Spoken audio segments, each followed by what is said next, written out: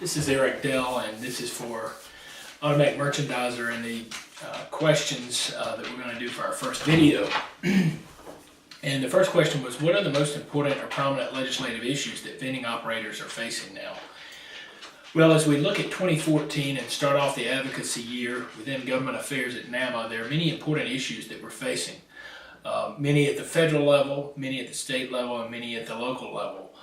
The most important or prominent legislative or regulatory issues that we see at the federal level are, of course, the pending calorie disclosure regulations at the FDA. There is a date of February that those will be potentially disclosed in February. However, we've been told by the FDA for the past year that they would be disclosed earlier and produced earlier, and however, they still have not been.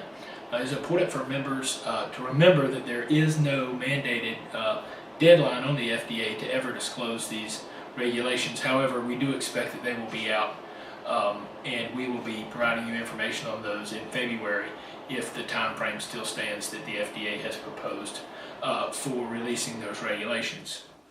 The other important issue is something that they're working on at the U.S. Mint, which is to do studies on metallic content of coins, specifically the nickel. The Mint is doing a study in their Philadelphia research labs to look at the metallic content of coins and the nickel to see if there's a cheaper way to make the nickel.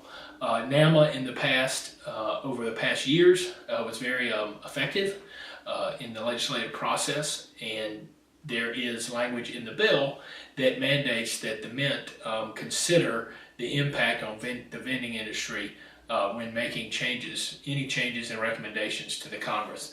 It's important to remember that any change that the Mint recommends would have to be passed and accepted by Congress and then signed by the President. So NAMA's been very active on the front in front of this issue before I came to NAMA, and over the past year we've been working very aggressively on this issue with the U.S. Mint.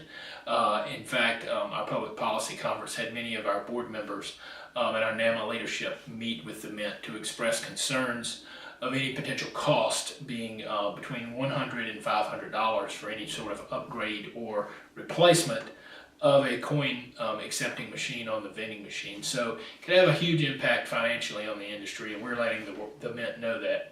I will say the Mint has been a great partner throughout this endeavor with the vending industry and listened to our concerns, and we hope that that will make a difference in the end with their recommendations.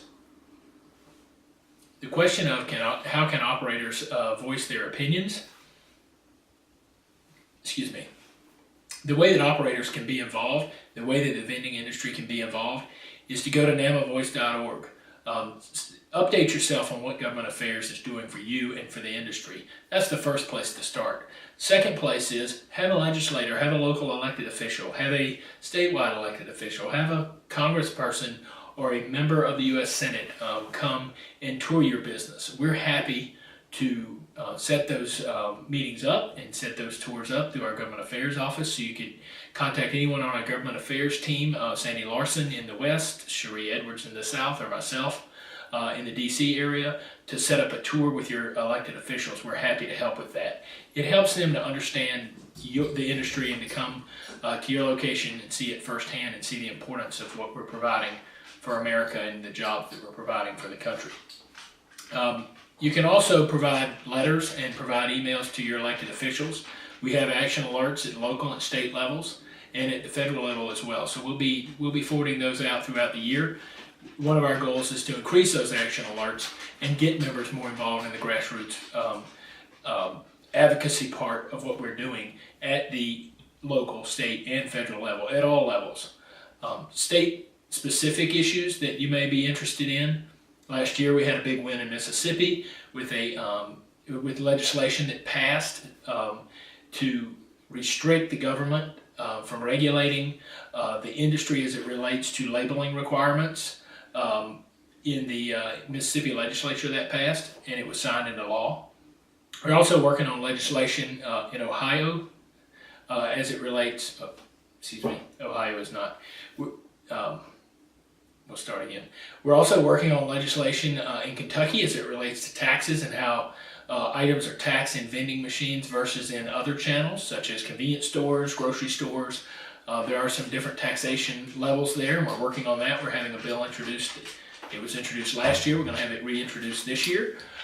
We're working on micro market issues across the country. As you know, micro markets are a new channel for us. We're working at the federal level with the FDA. We've been working in Indiana. We've been working in Ohio, Texas, California, and having some good success on helping mold the micro market channel within vending. Short and long-term effect of your involvement is priceless. We need NAMA members in the industry involved to promote our advocacy agenda and protect our business for us and for the consumers. So please be involved. Please contact us if we can be of help with having elected officials. Visit your locations. Very important to do that so that they can see firsthand how the industry works and the negative impact that sugar sweetened beverage taxes, bans on certain products and vending machines, overregulation would have on the industry and on jobs and the creation of products that our consumers are looking for that we offer. So thank you very much to Automatic Merchandiser, and we look forward to the next next in this series of government affairs updates.